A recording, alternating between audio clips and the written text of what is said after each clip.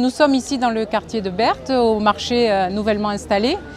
Nous sommes venus un peu prendre le pouls de la population, voir un petit peu rencontrer les gens pour voir ce qu'ils pensent actuellement de l'ambiance générale. C'est vrai que les derniers événements ont quand même bien affecté les mentalités et les personnes. Ça crée une ambiance un peu délétère. Les gens sont très soucieux des trafics de drogue. Ce qu'ils ne voyaient peut-être pas avant, aujourd'hui, les exaspère. Et surtout de voir que ce n'est pas parce qu'on a fait de la rénovation urbaine qu'on a résolu les problèmes de la cité. Exactement, Nathalie. Et la réalité, c'est que c'est important d'aller à la rencontre des Sénoises et des Sénois, de ceux qui habitent ce quartier, effectivement, qui a été restauré pour 300 millions d'euros, en très grande partie payé par l'État d'ailleurs, et par les collectivités. Et aujourd'hui, on sent cette peur. Incontestablement, les gens lisent les journaux, regardent la télé. Tout d'un coup, la Seine est venue au premier plan de l'information nationale, ce qui n'est pas sur ce sujet-là pour nous faire très plaisir, on le dit clairement. Et on sent qu'il y a une reprise en main forte à faire sur ces quartiers, et ça doit être effectivement un des sujets importants des enjeux, et un enjeu important des prochaines échéances électorales. Même si on n'y est pas encore, nous on est sur le terrain, on regarde ce qui se passe, on discute avec les gens, et effectivement on est très sensibilisé à ce sujet-là.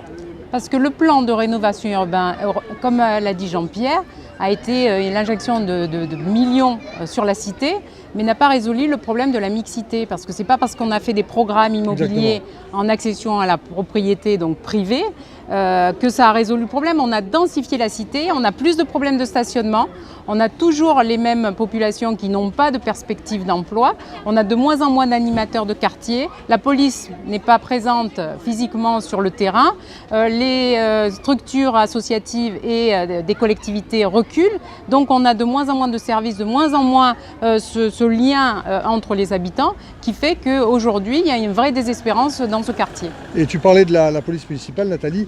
Il est clair qu'on a des 46 policiers municipaux sur le terrain qui sont eux-mêmes de grands professionnels. La réalité, c'est que c'est un chiffre qui est presque ridicule par rapport à ce qui se fait dans d'autres villes de France. Donc ça veut dire que ça n'a pas été anticipé. Il y a d'autres choix qui ont été faits par la mairie actuelle depuis 10 ans, et pour nous, ce ne sont pas les bons choix. On pense qu'il faut qu'effectivement il y ait de la police de proximité, mais celle-ci qui est plutôt pas trop mal gérée, mais 46 personnes, c'est rien du tout pour une ville de 70 000 habitants, et en plus une ville qui continue à se densifier, parce que contrairement à ce que dit le maire depuis des années, il continue à bâtir. Nous, on ne souhaite pas augmenter la population de cette ville, on a déjà beaucoup à faire, et on aura beaucoup à faire pour s'en occuper dans les années à venir. On souhaite par contre les rendre plus heureux et en plus grande sécurité. Donc c'était un peu la raison de notre présence ce matin sur le marché de Berthe. Et évidemment, peut-être pour conclure, le Germinal, le projet qui est en train de voir le jour, il faut arrêter de construire du logement, parce qu'effectivement, le logement, c'est créer un univers carcéral.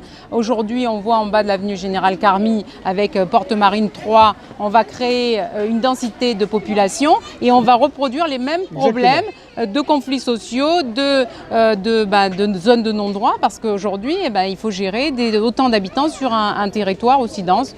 Donc voilà, je crois qu'aujourd'hui, il y a des vraies questions sur le projet social sur la cité, mais comme sur toute la ville.